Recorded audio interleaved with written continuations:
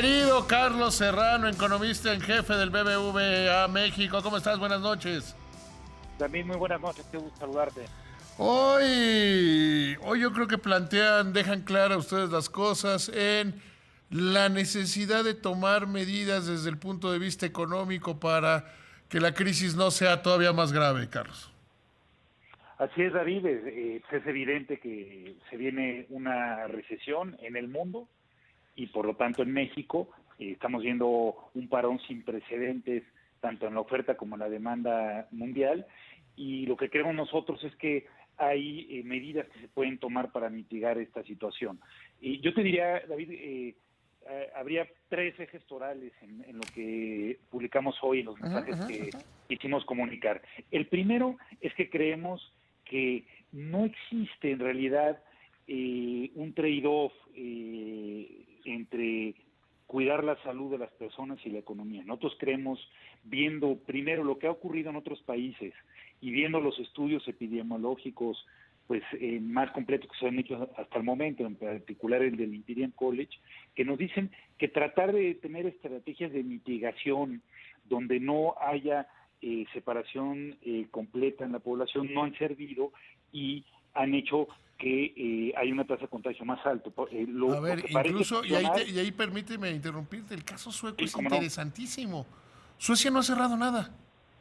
Suecia ha dicho, a los sí, mayores de 70 sí les pedimos que traten de salir, que salir lo menos posible, le pedimos pero se basan en una gran conciencia cívica en seguir las recomendaciones de higiene, de separación, de todo.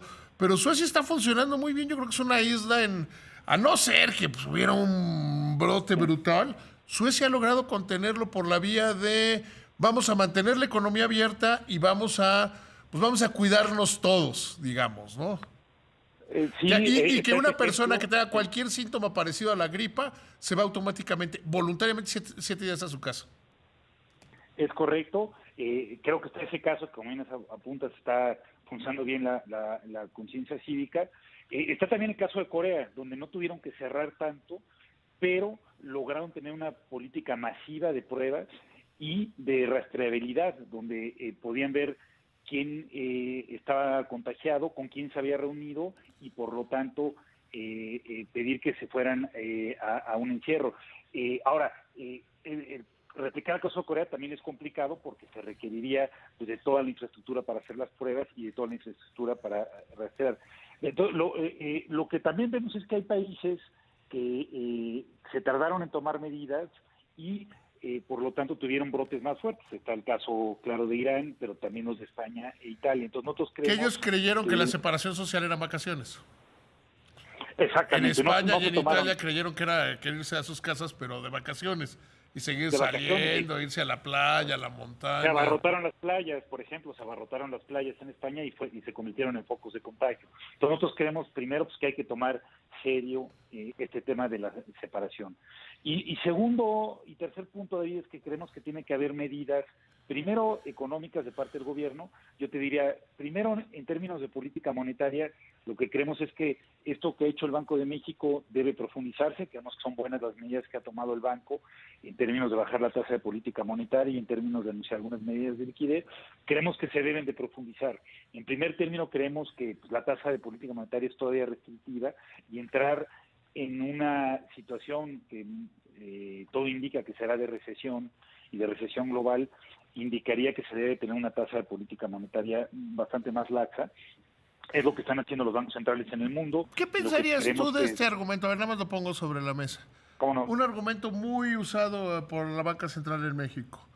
Que como no se sabe el tiempo, hay que ser gradual, que no se puede tirar todas las fichas empezando el juego. Que Eh, en un tema de gradualidad. sí. Yo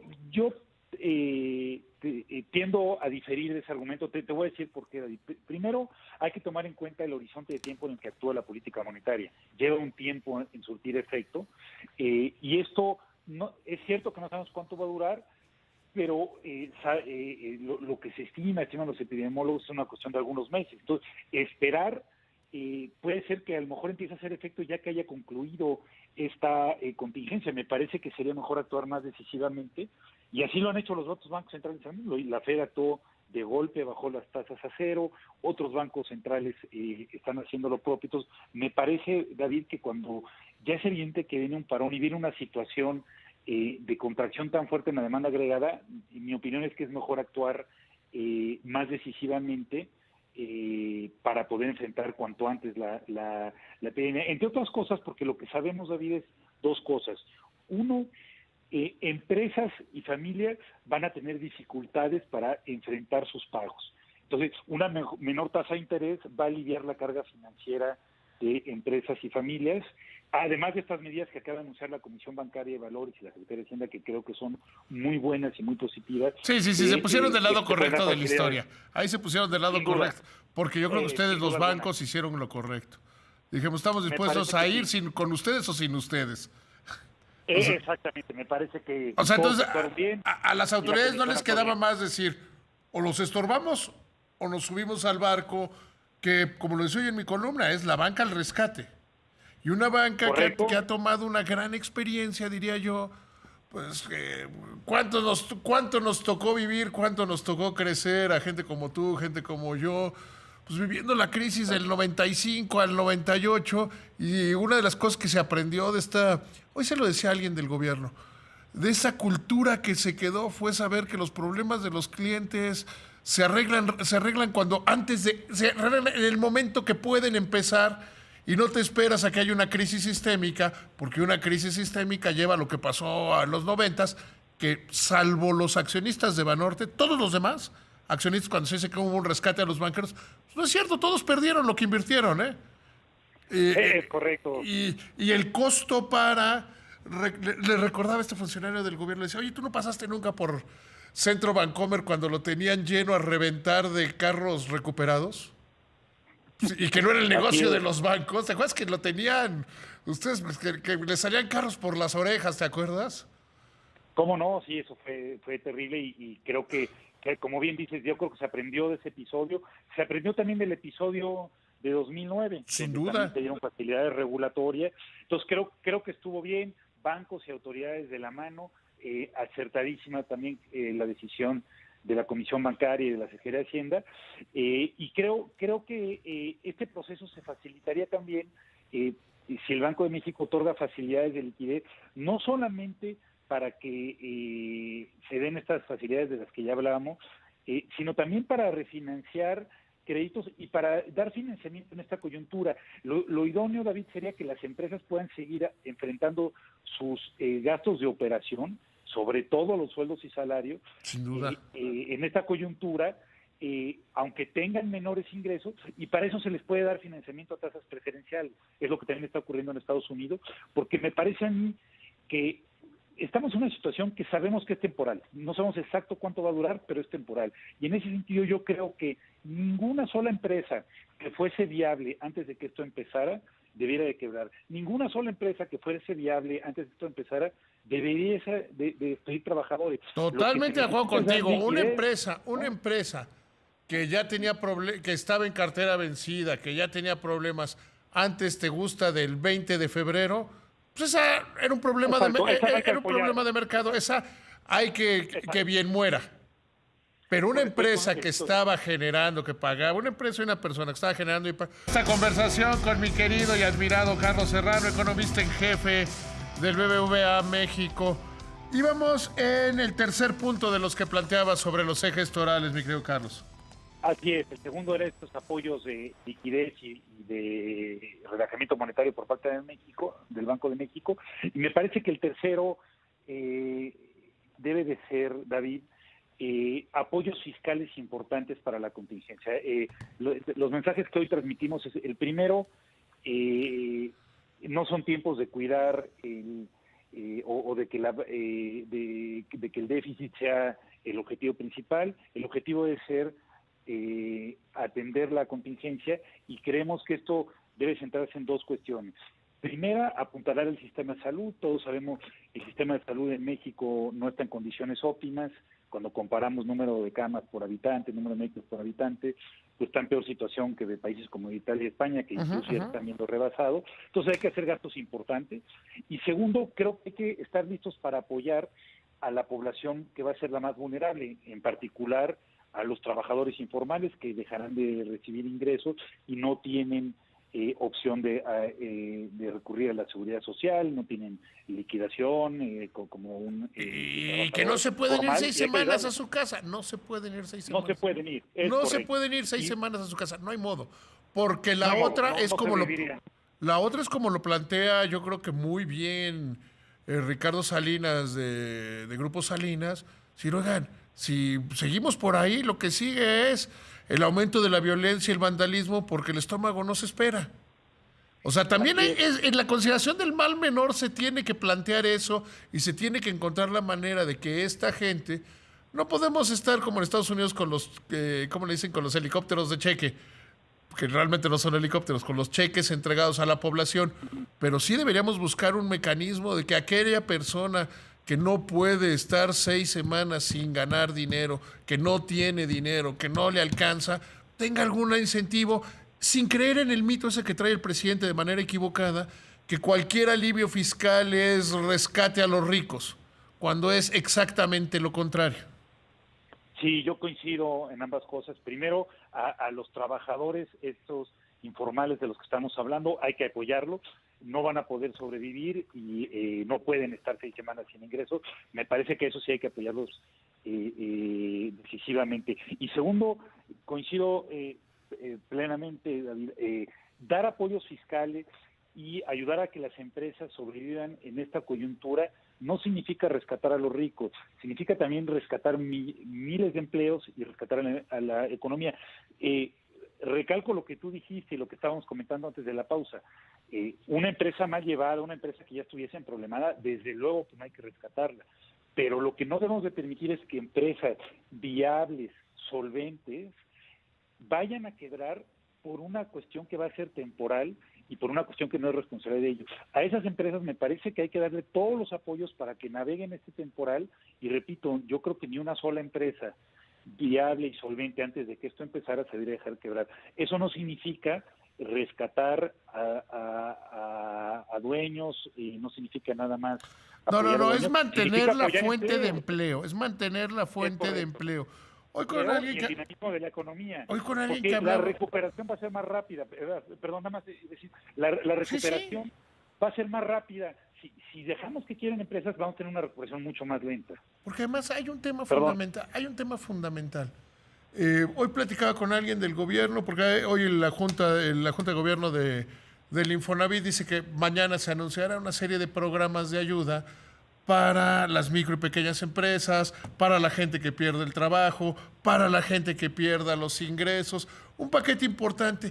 Y siempre hay oye, pero, ¿y si la gran empresa se beneficia? Pues si una empresa que tiene 20,000 empleados, que tiene 5,000 empleados, pues beneficias a más ayudando a una empresa que salga adelante, no al dueño, a la empresa, a la fuente de trabajo como factor de producción, pues estás haciendo lo correcto y estás evitando una tragedia económica.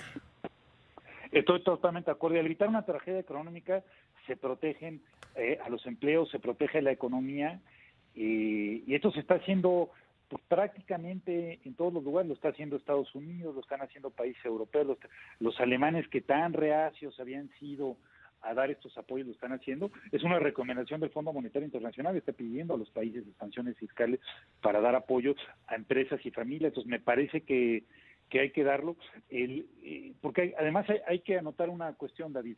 Si no se da un apoyo fiscal ahora y se permite que empresas quiebren, el daño fiscal de mediano y largo plazo va a ser peor, porque a mediano plazo la recaudación va a caer. Entonces, también hay que tener un horizonte de mediano plazo y pensar que eso va a hacer que la recaudación sea mayor una vez que se recupere la crisis.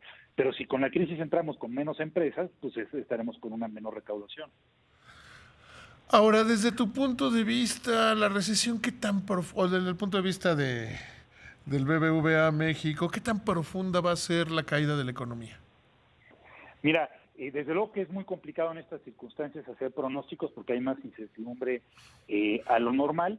Oye, ¿conoces aquella frase que, perdón que te haya interrumpido, ¿conoces aquella frase china que dice que es muy difícil hacer pronósticos y más cuando son del futuro?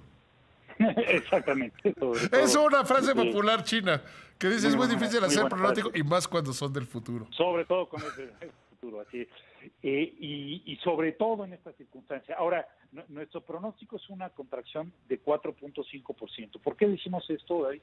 Pues nuestro punto de comparación más similar a esto, que desde luego no es igual, es lo que ocurrió en 2009. En 2009 tuvimos también un cierre parcial de la economía por el tema del virus del H1N1 y también una caída en la economía de Estados Unidos.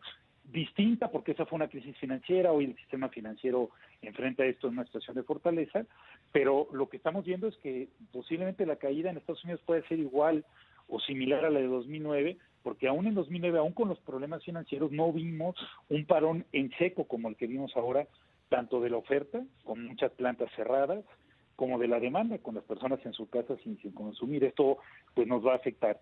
Segundo, estamos viendo una cuestión adicional que no está en 2009, que es la caída en los precios del petróleo tan pronunciada en un contexto de debilidad en el balance de Pemex, que va a significar también mayores presiones fiscales. Entonces, con todo esto, pues, nuestro estimado es de una contracción de 4.5%. Creemos que es bastante claro que puede haber una caída importante en el crecimiento económico de la mayoría de las economías del mundo. Vienen tiempos difíciles y tienes razón, yo creo que me quedo con esta parte de la plática donde se tienen que tomar medidas y entre más se tarden es mucho más difícil. Carlos, siempre es mi honor, siempre creo que soy más inteligente después de haber platicado contigo. Lo mismo digo, David, muchas gracias, un placer estar en el programa. No, hombre, por gusto. A ver, déjeme redondear con un par de temas que mencionamos muy rápido en esta plática Carlos Serrano y yo. Uno, la Comisión Nacional Bancaria y de Valores y la Secretaría de Hacienda se ponen del lado de correcto, se suman como ayer le conté, los bancos le mandan una carta diciendo vamos a hacer esto, ojalá nos des facilidades. Hoy la Comisión Nacional Bancaria de Valores dice, se las doy. Y van a trabajar para otros intermediarios financieros. Bien.